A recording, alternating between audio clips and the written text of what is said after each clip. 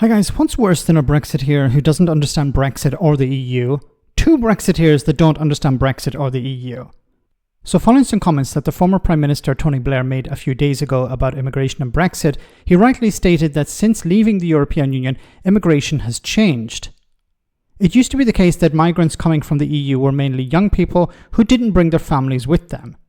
Now, as we know, staffing requirements have not gone away, but EU citizens have.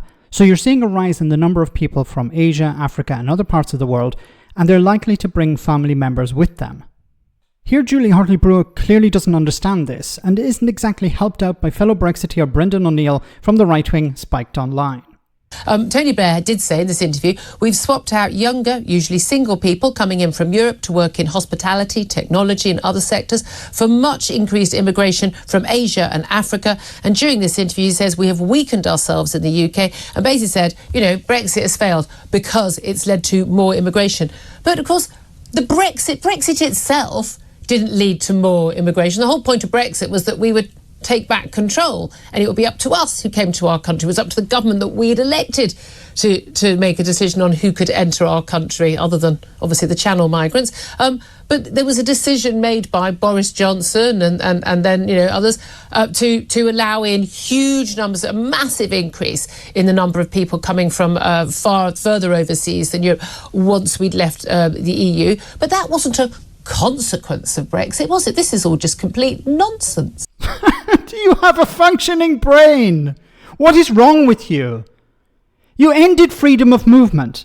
It used to be the case that Europeans would come and do work in Britain. That ended. The Tories ended that. You Brexiteers cheered it on. But those jobs still needed to be done. Universities still needed students. So, more people came from outside the EU, a direct consequence of ending freedom of movement, a direct consequence of Brexit. Why is this so difficult for these people to understand? Look at the graph. Numbers increased dramatically because, as I said at the beginning, and as Tony Blair pointed out, when the UK was a member of the European Union, immigration was increasing, yes, but the economy was improving. But then, it was a case of young people, mainly young people, coming to Britain, working in Britain for a few years in some cases, and then going back to their home countries, Poland or other parts of Eastern Europe. Some people stayed, some people did not stay.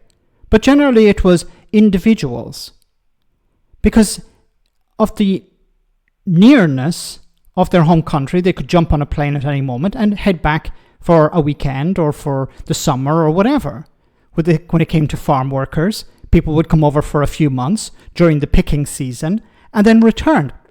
But if you're coming from Asia, if you're coming from Africa, it's much more difficult. So you're more likely to set down roots and bring your family over with you.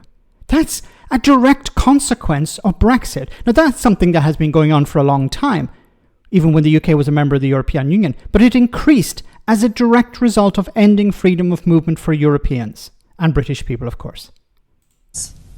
It's complete nonsense and not particularly surprising from Tony Blair. He is obsessed with Brexit to a really unhinged degree. I mean, lots of people in that layer of society have a very unhealthy obsession with Brexit. They will never get over it, ever, for the rest of their lives, for one simple reason, because ordinary people defied their diktats, defied their instructions, and voted to leave the European Union. People were lied to. You guys told them, well, if you leave the European Union, bring down immigration. So, we were not the ones lying to you. Tony Blair was not lying to people. People said there would be problems, and they were right. The Brexiteers, like Brendan here and others, and Nigel Farage and Boris Johnson were saying, no, everything will be wonderful. Nigel Farage kept saying, we need to vote to leave the European Union in order to bring down immigration. Now, of course, since then, post ad hoc, I believe it's called, he's saying, no, that's not what I meant. What I meant was, if we leave the European Union, then we're now in control and then we can close the borders.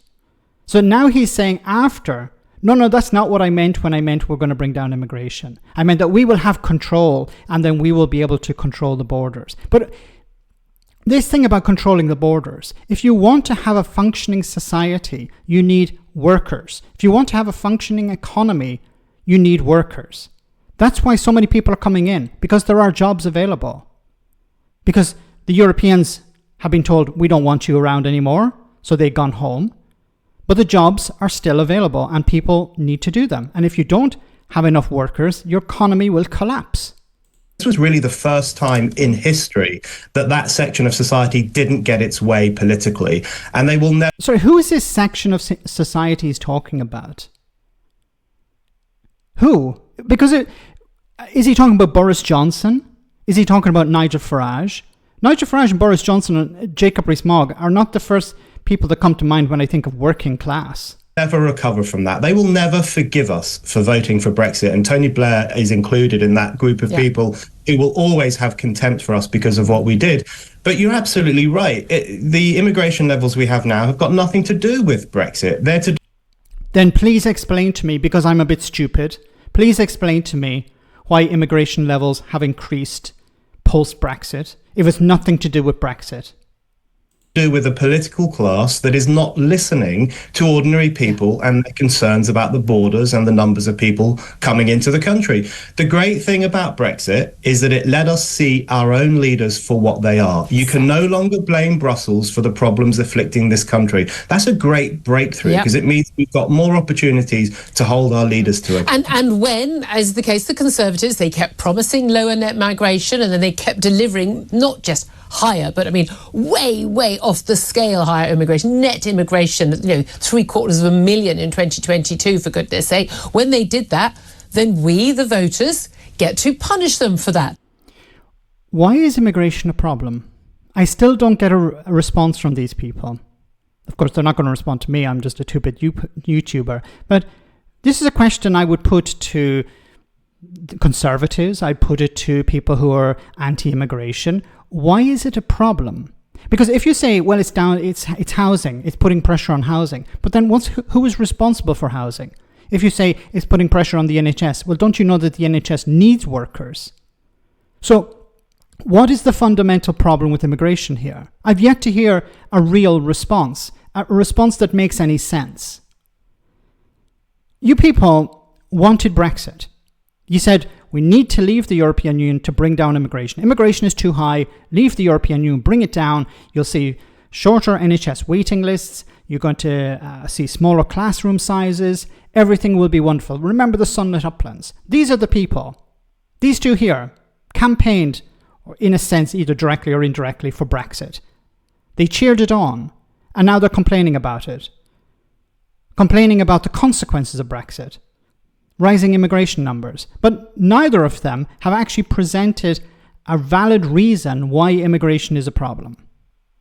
Which is also funny because Brendan O'Neill, a fellow Irishman, he should be on the side of more immigration because obviously his family, maybe not him directly, but his family benefited from being immigrants to Britain. Let me know in the comment section, guys, what you think. As always, your comments are greatly appreciated. Thanks a lot.